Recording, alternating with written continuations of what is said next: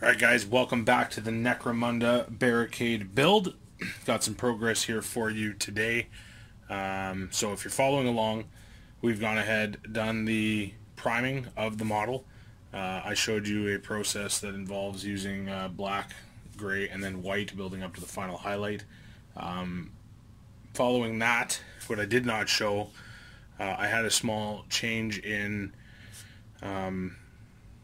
process thought here. So I ended up hitting it with a silver Army Painter spray can. That was plate mail overspray. So I coated the model, and what that let me do was actually revert to a different process for doing the metallic look. So as you can see on this piece right here, it looks fairly weathered, beaten, and it's still getting the metal shining through, the faded off sort of caution markings. That was all achieved due to the undercoating process as well as the spray base that was used. So once that was undercoated with the metallic paint, I went through and airbrushed on chocolate brown by Vallejo model color. Followed then I did a mixture of chocolate and the red leather, and progressively built that up. You can see it here layered on in different coats just to get that effect. The airbrush gives it a nice texture. You know, depending, you can pick up, concentrate the color in certain spots. You want more rust. Following that, the mix with the red leather, I added a little bit of Mephiston red. That's actually the leftover goodie pot there. And then I hit that as well. So once those three colors were laid on, I then gave it a wash of Agrax Earthshade. So as you can see on this piece, that's what was washed onto that. I went fairly heavy because I wanted it to be pretty dirty and grimy. Once that was dried, I then took, as you can see the cap here, that is just rubbing alcohol. This was just picked up at the dollar store, very cheap. And then I use this sponge. I dip it into the alcohol, and what that lets you do is it's going to help to rub the paint off. So to get that silver effect, all I have to do here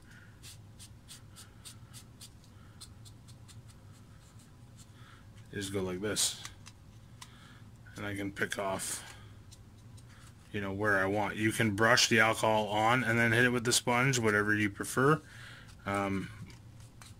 I like being able to use a sponge because, you know, it doesn't let you get into the tight areas, which makes sense. It wouldn't be worn there. This is where guys would be climbing up and over. You know, stuff that's up in the corners and stuff would be protected a little more from the elements and the exposure of the planet. So that's all you're going to do is take your sponge with a little bit of rubbing alcohol on it, and you can just go through and pick out how much. You know, you can go as heavy as you want, as light as you want. The only spot that this doesn't work on is the fencing part. You're going to have to do a traditional dry brush on that, which is fine. This just helps. I mean, this is going to save time. It's kind of fun to do. You know, it lets you get a very specific weathered, chip, battered look, and you can really sort of choose how far you want to go. I mean, here I've still left on enough of the coating that really looks like pitted metal, at least to me.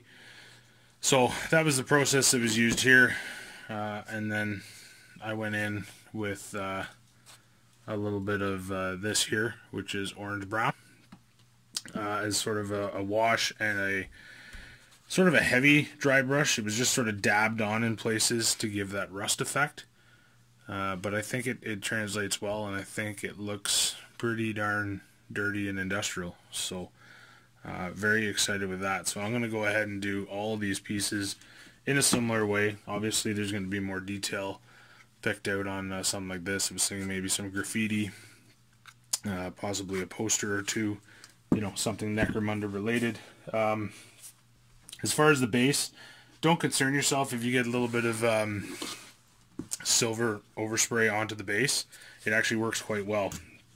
I want this to blend in not only sort of on industrial tiles, but as well as, you know, let's say if they were playing on top of the hive surface, I want it to fit. So I kept that silver, and again hit this with an Agrax Earthshade. I then went through and picked it up with a Ushanti bone for a highlight. I might go in and do a little bit of metal. And then I've got some nice sort of ash flock that I use for bases that I'm then going to place onto that just to build that up, you know, make it look like chemical ash or you know, fires burning, the industry spitting out ash and waste and stuff like that. So hope you guys found that helpful. The sponge and alcohol method, it's a lot of fun.